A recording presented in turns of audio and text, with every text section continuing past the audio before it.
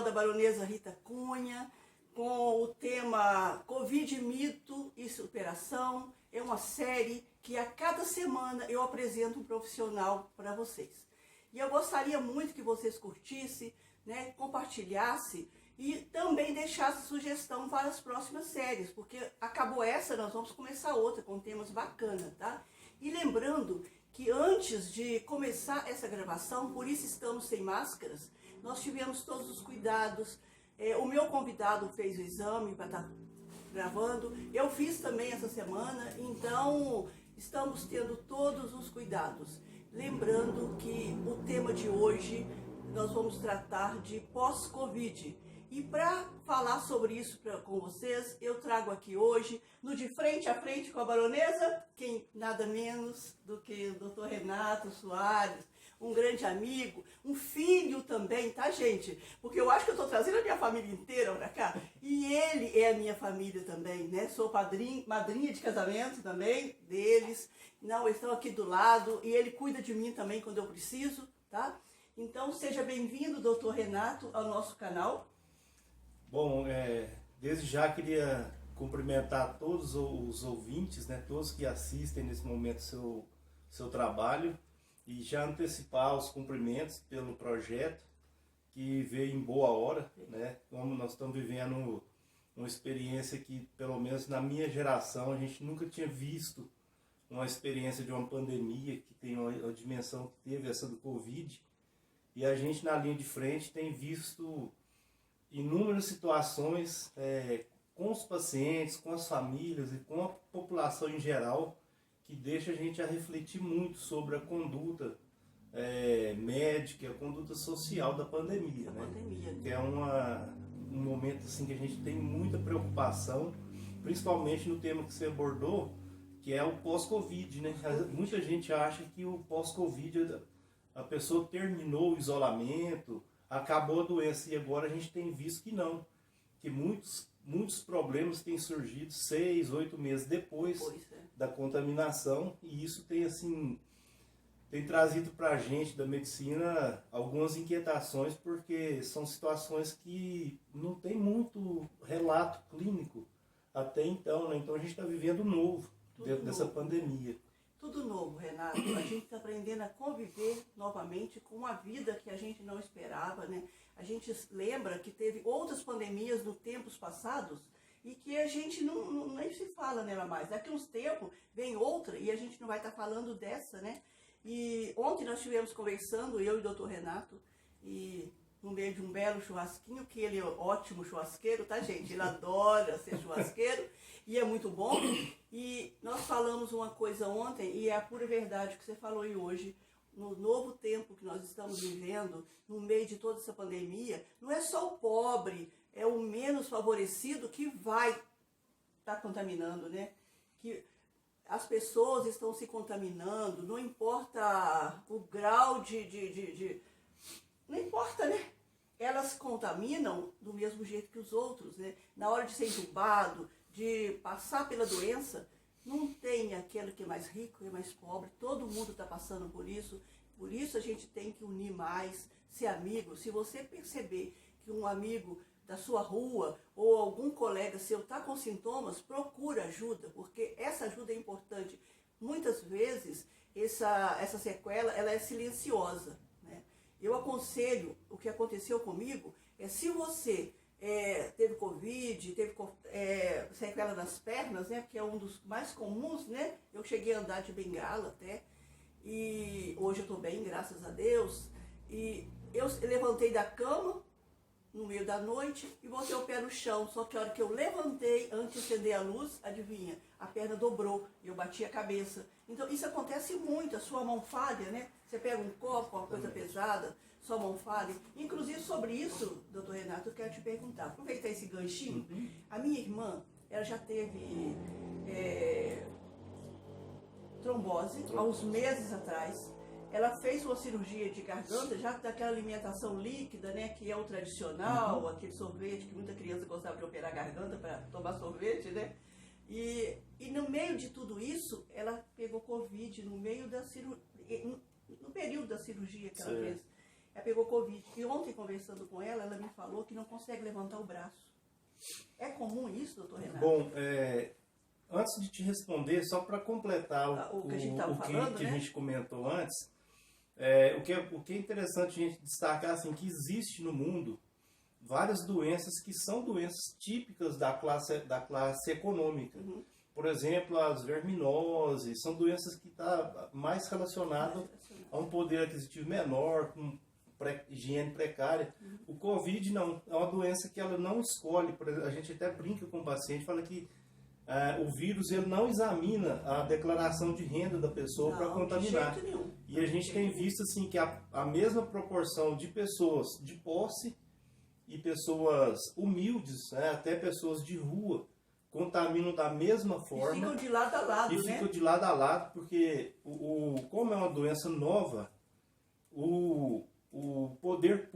a saúde pública tem essa responsabilidade de abarcar esse combate. A gente vai falar sobre isso daqui a pouco, né? Sobre a saúde pública. Então, é importante sempre ressaltar isso, que eu sou pobre, então peguei Covid. Não tem essa divisão, essa discriminação econômica pelo vírus. O vírus ataca o rico, o pobre, e às vezes o rico morre, o pobre fica, e eles vão estar juntos nos hospitais, nas UTIs, né? E no final também, aonde vai no final da vida? No final também. E vão receber o mesmo tratamento. Não existe uma diferença de tratamento. Não.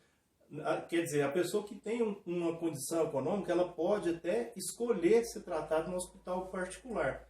Mas o atendimento que ele vai receber não é diferente do que a gente oferece no hospital público. Com relação à pergunta que você me fez sobre a sequela, né? O problema do Covid, a sequela que mais nos chama a atenção no pós-Covid é a respiratória. O problema do pulmão, porque o foco da doença está relacionado ao pulmão, né? E quando a gente fala de trombose, a gente tem muitas vezes já tem aquela ideia que trombose dá na perna, né? Trombose, na verdade, é uma oclusão de um vaso sanguíneo que é mais comum na perna pelo retorno do venoso, né? Mas a trombose que a gente tem visto no Covid que preocupa é a microtrombose que acontece nos vasos sanguíneos dos pulmões. Esse aqui é um dos fatores que às vezes leva o paciente que está numa UTI a óbito, porque tem microtrombose do sistema pulmonar, e aí a gente perde a capacidade de troca gasosa dentro do pulmão, e a pessoa entra em falência e vem a óbito. Agora, a questão da trombose pós-Covid, igual o exemplo que você citou da sua irmã, ela já vinha com problema do sistema circulatório, né? Depois no intercurso do tratamento dessa doença, ela vem com uma segunda doença, né, que é o Covid, que é justamente uma das complicações relacionada ao sistema circulatório. Então torna mais difícil essa abordagem para ela, né, no caso. E às vezes essa trombose que ela tem, essa doença vascular, ela pode se estender não somente aos membros inferiores, e tanto é que ela teve um comprometimento de membro superior, né, com dificuldade. Eu não sei se está dentro dos temas seguintes, eu já vou adiantando, porque assim, além da trombose... A gente vai ter que falar, você fala muito, eu também, e hoje eu estou contida. Além da trombose, uma outra sequela que tem aparecido são artralgias, né? Porque isso já foi comprovado também, que no paciente pós-Covid, ele apresenta dores articulares, e muitas vezes essas dores articulares é o que faz a pessoa não mover um ombro, que faz a pessoa cair quando vai levantar. Faz sentir essas dores de pé, as dores sistêmicas, né? Então, essa artrose aí, se você me pergunta assim, por que causa essa dor, a gente não tem essa explicação. Pelo menos na atenção básica ainda não chegou para a gente a explicação científica do porquê a artralgia, a mialgia, a trombose nos quadros de pós-Covid, né? O fato é que esses sintomas, depois da doença, depois da cura da doença, têm começado a se formar, está aparecendo agora, e o que a gente tem encontrado na atenção básica, né, porque esse paciente que recebe alta, quando ele volta para o serviço de saúde com queixas, ele volta na atenção básica. Ele vai no postinho de saúde e vai queixar. Né? E o tempo todo. Ele sentiu dor, vai correndo, corre. E aí ele volta e traz pra gente essa informação. Falou, eu tô com uma dor muito grande no meu joelho, no meu tornozelo. Parece que minha perna está inchando. Então, esses sintomas vem sendo aparecendo. E quando a gente aborda a questão, já teve Covid? Não, já tive Covid há 8 meses, então o que nós estamos notando é isso. A analisar, né? E uma coisa que é diferente, assim, se o paciente vem para a procura do tratamento e ele aborda a questão de tempo, né? Eu tô com isso já tem quase 1 mês e meio. Então, esse sintoma, às vezes, está relacionado com a doença ainda.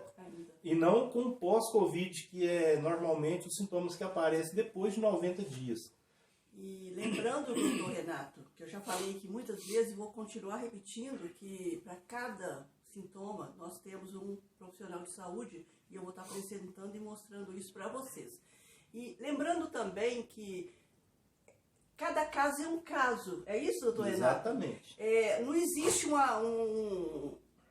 uma regra, por exemplo, você teve Covid, você vai ter problema na articulação, problema respiratório, e são muitos outros sintomas das sequelas.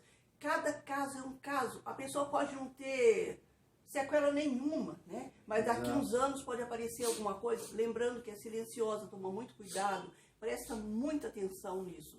E para falar um pouquinho do Dr. Renato, o Dr. Renato, ele fica na linha de frente no hospital. Ele vai falar depois, se ele puder, qual hospital que ele atua, um pouquinho da sua formação, que já era ter feito no início. Eu acho que eu vou deixar você de exclusivo, porque o assunto está muito bacana e eu acho que vai ficar exclusivo.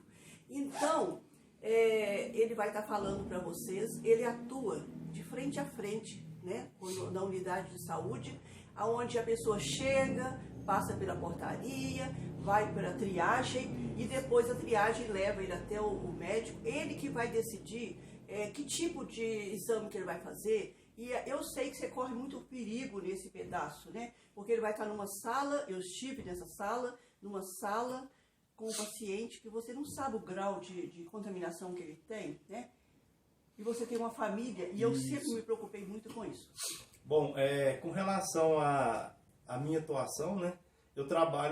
Atualmente estou trabalhando no município de Nova Ponte, eu atendo na atenção básica, sou responsável por uma UBS da cidade, e lá no município, a UBS que eu trabalho, ela não está dentro da cidade, ela fica num bairro afastado, que fica em torno de 5 quilômetros, uma vila que pertence a Nova Ponte. Então, pela dificuldade logística de transporte do paciente de lá para o hospital, acaba que essa UBS ficou quase um mini pronto-socorro.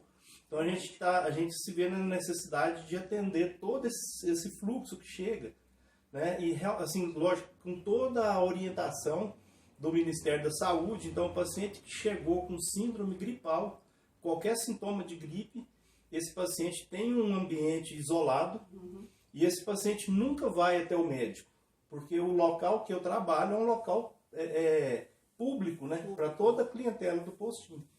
Então, quando o paciente chegou, o médico vai até esse paciente no ambiente isolado, porque aí a gente tem toda uma preparação. Ele não circula no hospital, no local. Ele chega nesse local, chega na recepção, apresentou com sintoma gripal, qualquer sintoma gripal que seja, acho que vale até ressaltar, quando o paciente, isso foi estabelecido no começo da pandemia, como que eu vou saber se o paciente é suspeito de Covid ou não? Então, o Ministério da Saúde elaborou alguns critérios, né, de classificação desse paciente, e esses critérios foram estabelecidos para a gente não correr o risco de passar nenhum paciente suspeito sem ser diagnosticado. Então a gente adotou o critério lá que o paciente tinha que apresentar febre e mais um dos sintomas, e tinha uma lista. Por exemplo, dor de cabeça, dificuldade respiratória, tosse, sintomas de gripe, coriza, congestão nasal, dor na garganta, dor muscular, dor retroocular. Então, se o paciente tinha qualquer um desses sintomas e mais a febre, aí a gente já jogava esse paciente para o isolamento, para ser atendido como suspeito de Covid, e aí a gente fazia todo o processo de investigação, fazer o teste todo, até comprovar. E aí, nesse período, esse paciente era isolado em seu domicílio, ou se ele tivesse em condições que não fosse condizentes com o domicílio, a gente encaminhava esse paciente ao hospital, que também tem uma ala exclusiva para receber esse paciente com suspeita e com Covid confirmado. Então, a questão do risco, né? A gente tem, porque assim, esse primeiro momento foi mudando muito, mudou demais, mudou porque muito. O que acontece é que a gente começou a receber muito paciente que já não tinha a febre, que era o sintoma principal. Mas tinham medo de estar contaminado. Não, eles não tinham a febre e aí não tinha mais nenhum sintoma. E às vezes resolveu fazer um teste porque o familiar estava com Covid, e aí a gente testava o paciente e ele dava positivo também. Então começou, a gente já não corre tanto risco de subestimar a quantidade de paciente Covid, ou seja, a febre já, pelo menos no nosso serviço lá, a febre já deixou de ser aquele ponto principal, porque muitos pacientes vieram sem febre. Então hoje a gente, qualquer pessoa no nosso serviço que chega com um sintoma, independente que esteja ou não com febre, a gente tem um critério, né, o nosso município deu esse respaldo de notificar o paciente, isolar o paciente, testar o paciente para ver. E com isso a gente conseguiu diagnosticar muitos casos que eram totalmente assintomáticos. A questão do profissional e o paciente, né? Aí eu acho que o seu trabalho vai ajudar muito a nossa classe que está na linha de frente, porque muitas vezes o ser humano, em geral, ele não valoriza tanto o que não incomoda a ele. Por exemplo, se você tem um problema num dente, mas se esse problema não está doendo, você não dá valor nisso. Você só vai dar valor na hora que ele dói. Né? É verdade. A mesma coisa no Covid. Se o paciente está com a doença, mas ele não tem sintoma nenhum, imagina, eu estou com vírus, mas eu não tenho sintoma nenhum. Ele não acredita no Então ele não acredita na dimensão que essa doença pode trazer para outra pessoa. Né? Familiar, né? Você foi prova disso, assim, que teve perda na família, né? Então, dele. Aí o que a gente vê é o seguinte, que às vezes o paciente chega para consulta diante do médico. Aconteceu essa semana comigo. O paciente chegou e eu já sabia que ele estava testado positivo, porque chegou o teste para mim primeiro. Ele sentou no lugar que é o normal. Igual nós estamos sentados, respeitando uma distância. De frente com a baronesa? Isso. Só que com uma distância segura para a gente conversar de máscara. Aí o que acontece? O paciente vai tirar a máscara para tossir. Para tossir. Ai, tirou a máscara. Já vi muito e pôs a máscara. Já vi muito porque ele falou, não me incomoda. Agora sim. Só que esse paciente ele não tinha nenhum sintoma, mas ele tinha o vírus. Mas tem que ter o respeito. E aí o que acontece? Paciente e médico. Nesse momento, ele soltou vírus no ar. Ele soltou. Né? O lugar ficou contaminado. E aí, a pessoa que está ali, eu podia ter contraído esse vírus. Eu estava usando todo o recurso de segurança, mas todo o recurso de segurança, se fosse totalmente blindado, não tinha morrido nenhum médico. Nenhum médico. E morreu muitos vários médicos morreram. Ou seja, falta muito, às vezes, a consciência da pessoa que tem uma doença sintomática. Porque não é porque ele está assintomático que ele não está transmitindo essa doença para um outro. E ele pode passar, inclusive, para um parente, para um ente querido, uma doença que para ele não foi nada e pode matar um pai, uma mãe, uma avó. Doutor Renato, ainda existe, você tem deparado com pessoas que ainda não acreditam no vírus, onde ela está com sintomas de Covid, teima de ir ao médico, de ser tratada, e depois quando chega, já não dá tempo mais, eu sei o que eu estou falando. E ainda existem essas pessoas que acham que um bom chazinho ainda resolve? Tem e tem muitos. Até porque hoje, igual eu falei, nós estamos com um vírus que a gente não consegue fazer um mapa desse vírus, no sentido assim de sintomatologia dele.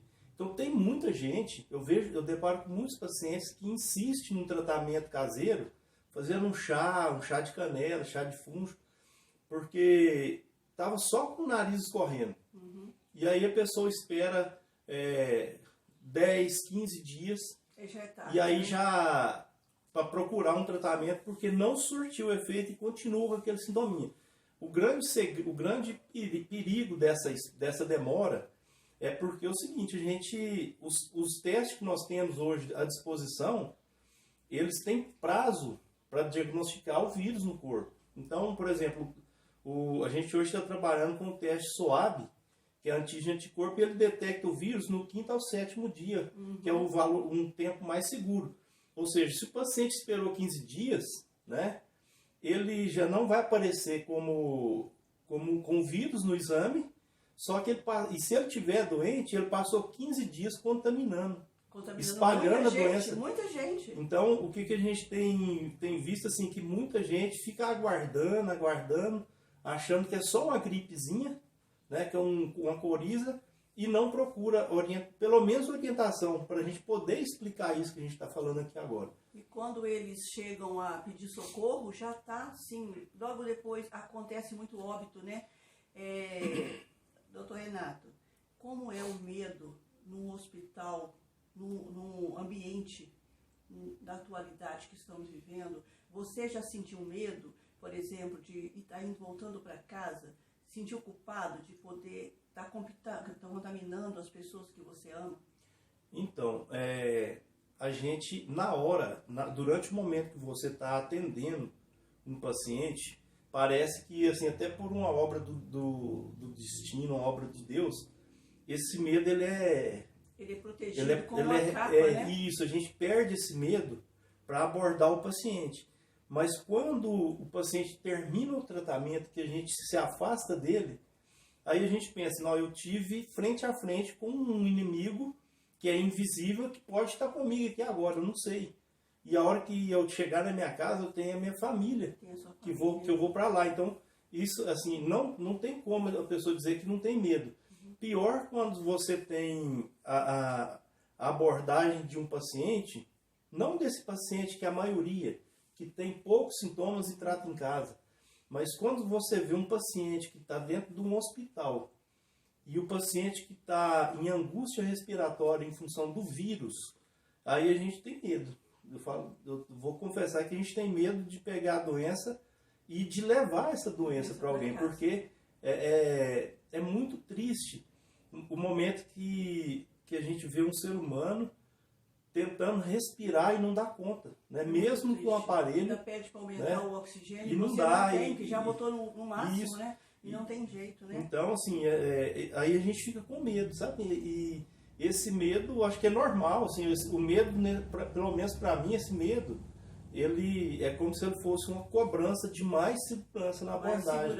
Né? Porque aí eu vejo que não dá para fazer um negócio assim muito, mais ou menos, né? Se tem um critério de segurança, vamos ter um critério de segurança, porque o vírus está difícil combater com os médicos, pior se não tivesse a equipe de saúde toda, não só os médicos. Eu tenho que valorizar uma outra profissão minha, que é a fisioterapia, que tem feito um trabalho muito bom. Foi a primeira, né? Teve, né? Então, eu acho que... Você formou aonde? Eu formei aqui em Patrocínio. Mas a medicina você formou? Não, medicina eu estudei no exterior. Formei em Santa Cruz de la Sierra. Não é pouca gente que está aqui, não. Ele é muito competente. Mas assim, já tenho experiência na saúde por mais de 20 anos. Eu sei, eu confio muito em você. Quase 30, né? Eu confio muito em você. E na saúde pública eu também tenho uma formação boa, eu tenho mestrado em saúde pública. Então, a gente tem, assim, já mexo com a saúde pública brasileira há muitos anos. E aí, assim, realmente, a pandemia do Covid, ela é uma coisa que veio para... Mostrou outro aprendizado para vocês, outra, assim, né? Humildade, isso, né? Isso, humildade. Claro. Né? E assim, vai passar. Vai. eu peço a Deus todo dia para que passe.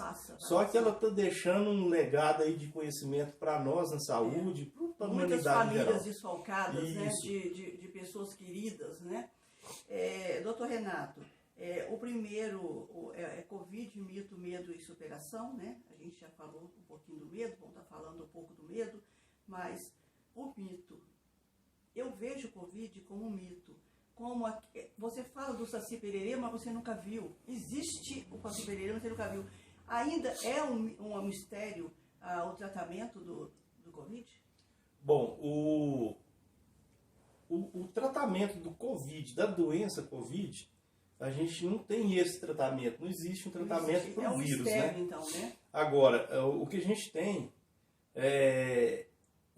assim, tratar o sintoma. É diferente, eu vou tratar o vírus, é difícil. Não existe um antiviral que vá combater o Covid. Mas aquela pneumonia que ele causa, uma pneumonia viral, aí nós temos tratamento para as consequências. Né? Agora, o que a gente tem visto hoje na mídia, né, que tem se falado até numa CPI que está rodando, sobre tratamento precoce e tal, eu acho assim que eu sou a favor do tratamento precoce. Eu também acho. Eu não estou discutindo qual medicamento eu vou usar no tratamento precoce. Mas, gente, qualquer pessoa sabe que qualquer doença, quanto mais rápido se trata, menor é o risco dela piorar. Né? Independente do remédio que você esteja usando. Agora, protocolo de tratamento do Covid, a gente não tem ainda um estabelecido. Que falta um protocolo para o síndrome pós-Covid? Eu acredito que esse protocolo vai ter um dia. Né? Nós ainda não temos definido, porque aí demanda estudo específico para ver qual o medicamento que por exemplo, tanto se fala em cloroquina, né? em medicamentos que são usados para outras patologias, só que a gente não tem na ciência, pelo menos eu não tenho conhecimento de nenhum dado que mostra isso. Só que a gente também não tem nada além disso, né? Então, eu penso muito assim, o paciente se ele tem uma doença que está causando naquele momento uma falta de ar, eu tenho que tratar essa falta de ar, né? Então, se ele tem uma infecção pulmonar, e essa infecção pulmonar é viral, então a gente tem que tratar a infecção pulmonar viral. Se ele está com saturação baixa, eu tenho que ofertar oxigênio, né? Se o paciente tem risco de pneumonia, eu posso tratar essa pneumonia. Mas, assim, hoje eu desconheço um protocolo que seria uma receita de medicamentos exclusivos para a Covid. Por exemplo, nós temos uma doença chamada herpes zoster, nada a ver com Covid, mas que tem um remédio.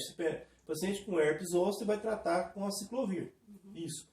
Né? O paciente com AIDS, né, ou com HIV, tem aquele... Já é a medicação certa. A medicação, né? O oseltamivir, toda aquela medicação, Efavirenz. Então, só que isso demandou anos e anos de estudo. Eu acredito que com o Covid também vai chegar esse momento. Agora, eu acho que hoje, toda medida que é feita e que tem a possibilidade de salvar uma vida, eu acho que ela tem que ser valorizada. Tem que ser valorizada. E eu penso também que a gente vai chegar um momento que as unidades de saúde, né, os nossos postinhos, né, que eles gostam de falar os postinhos, vai ter que montar um esquema e organização para ter todos os profissionais pós-Covid para estar dando assistência. Porque quem pode vai procurar um particular e vai fazer. Mas e os que não têm condição financeira? Vai ter que usar a unidade de saúde mesmo, né? Aí agora eu vou falar da minha unidade, né? Que a gente eu não conheço aqui a realidade de patrocínio, mas o que eu sei, a realidade de Nova Ponte, hoje nós já temos essa equipe. Então no postinho, hoje a gente não usa o termo postinho legalmente, é o UBS, mas eu acho que postinho é um termo mais carinhoso, sabe? É o postinho do meu bairro, né? Mas então no nosso postinho... Tem os agentes de saúde que são queridas, né? Faz parte da família da gente. Lá na nossa unidade, nós temos um médico, que tem a gente é capacitado constantemente quanto ao Covid. nós temos o enfermeiro, nós temos o técnico de enfermagem, todos capacitados também. Temos a ACS, que faz a busca ativa para ver os pacientes pós-Covid, se tem algum sintoma, se tem alguma manifestação. E aí que dá o suporte ao município. A gente tem a nutricionista, tem o psicólogo, tem fisioterapeuta. Eu acho que em Nova Ponte nós não tem certeza, acho que não tem fonoaudiólogo, não tenho certeza. Mas assim, isso aí é uma realidade que eu acredito que ela já vigora. Porque essas equipes de apoio à saúde, todas estão nas UBS, pelo programa mesmo do SUS, né? Preparados para estar atendendo essas E aí, o que eu tenho visto é que os municípios não têm medido esforço para capacitar toda essa equipe para abordar o paciente Covid, né? Então, isso é importante. Doutor Renato, uma outra pergunta que uma pessoa me fez, você viu que eu não estou ligando muito para a nossa listinha, né? Porque nós já estamos, para a gente ficar mais à vontade, igual eu falei, é tudo muito caseiro, muito informal. Uma pessoa com a doença cardiovascular, ela desenvolve, durante o Covid, ela pode ter pode ser diferente, pode ser pior para ela, ou eu não sei como fazer essa pergunta direito. Mas eu já entendi a pergunta, né? Na verdade, assim, o Covid é uma doença, né? Isso é fato, uma doença viral, né? E toda doença, se ela encontra uma pessoa que já tem outra doença, é um problema maior. Então, o que você queria abordar é o que nós chamamos de comorbidades, né? Comorbidade, né? Então, toda pessoa que tem Covid e que existe uma comorbidade ou mais de uma, lógico que essa pessoa ela fica mais vulnerável. Agora, nós temos comorbidades que representam um perigo para o paciente, por exemplo, as doenças cardiovasculares, o paciente que já teve um infarto, que tem uma obstrução de artéria no coração, tem mais risco de ter uma complicação. O que a gente tem notado é que a comorbidade que mais tem preocupado, muita gente acha que é respiratório, mas os óbitos que eu já vi até hoje, não são muitos, graças a Deus, mas eu já vi muitos, a obesidade ela tem representado um risco maior nos pacientes, principalmente se essa obesidade é associada ao uso de cigarro e as doenças do coração. Entendi. Eu só sei que tudo isso que a gente está vivendo é um grande mistério, né, doutor Renato? E hoje você esclareceu bastante, né? As pessoas, eu acho que já estão assim, né, quando ver esse vídeo, vai estar respondendo aquelas perguntas que fica lá dentro dela, né? Por que será que eu estou assim? Por que eu não recupero rápido, né? Então, o doutor Renato, ele foi de uma clareza, assim, fora do comum, tá?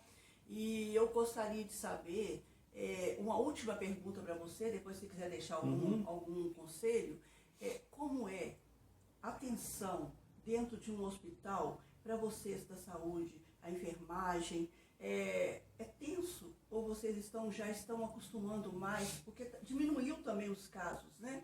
Diminuiu bastante. Existe uma tensão, um medo dentro dos hospitais entre vocês da saúde, enfermeiro, funcionários, né? Recepção, existe esse medo? Bom, essa é uma pergunta interessante, porque assim, a gente tem preparado toda a equipe, nós temos nos preparado para não ter esse medo, psicologicamente, porque né? Isso. Só que, e assim, a gente vê que acaba que isso vai tornando uma rotina da pessoa, do dia a dia, né? O Covid vai tornando uma rotina. Todo dia, por exemplo, na minha unidade teve dia da gente fazer teste lá de 30 pessoas, né? Então, chega lá, é Covid e tal. Então, vai ficando muito natural. Isso é uma preocupação, porque quando a gente começa a ver tudo natural, você começa a perder um pouco do critério de segurança. Então a gente sempre tem preocupado em alertar toda a equipe, enfermagem, técnico de enfermagem, sobre essa questão, né? Não é porque a gente está no dia a dia do Covid que a gente tem que tratar ele com indiferença. É uma doença que ela é uma doença. É uma doença que pode matar. Então, e que leva a óbito mesmo. Isso, né? Então que a gente nunca perca esse critério de segurança, né? Então isso é o que mais aborda. Você quer deixar algum recadinho? Bom, eu gostaria de agradecer a oportunidade de a gente estar aqui falando de uma doença atual, né? Atual. E parabenizar pelo seu trabalho. Deixar um grande abraço aqui aos meus conterrâneos de Patrocínio, né? Que é uma cidade que eu sempre trago no coração, né? E dizer assim que o Covid vai passar e nós temos só que cuidar, porque muitas vezes os sintomas pós-Covid eles vão aparecer e muitas vezes não é aquela coisa que vem e desaparece. Alguns casos demoram. Por exemplo, pessoas que perderam o olfato, perderam o paladar, às vezes já tem reclamado pra gente que há mais de 6 meses não sente gosto. Né? E é horrível, mas isso não tem como tratar. Não tem. O que a gente faz assim, é estimular. Né? Então a gente tem que ver, pessoa que está com dor muscular, aí entra as profissões que vêm em apoio na saúde. Né? Por exemplo, se o comprometimento é muscular, aí um trabalho de fisioterapia, de educação física ajuda muito. Pessoa que tem problema de olfato, de paladar, vai trabalhar com a fonoaudiologia para ter essa recuperação. Né? E assim a gente vai trabalhando a população de uma forma geral, desde os casos novos que estão ocorrendo, até esses casos pós-Covid que estão surgindo agora, que tiveram infecção há 8 meses atrás. Então, eu acho que é importante essa visão, né? E para encerrar, agradecer mais uma vez o convite para estar aqui com você de frente a frente com a Baronesa. E te desejar muito sucesso nesse projeto. Muito que a gente obrigada. possa ajudar muito a sociedade com essa informação. Foi bacana, não foi, gente? Eu não precisei nem de fazer as minhas perguntas, que eu sofri a noite toda para fazer. Né? Foi muito bom. Foi tão bom que vai ficar exclusivo. Eu vou deixar só ele, porque ele já esclareceu tudo, já deixou tudo tranquilo. Eu me senti tranquilo, não precisei nem de sofrer, né? Foi muito gostoso. A gente gravar com filhos é muito bom, né? E ele, como é meu filho também, ele cuida de mim, gente. Já subiu no muro para me dar marmitinha quando eu estava em recuperação. Lembra, doutor Renato? Então, gratidão. Muito obrigada.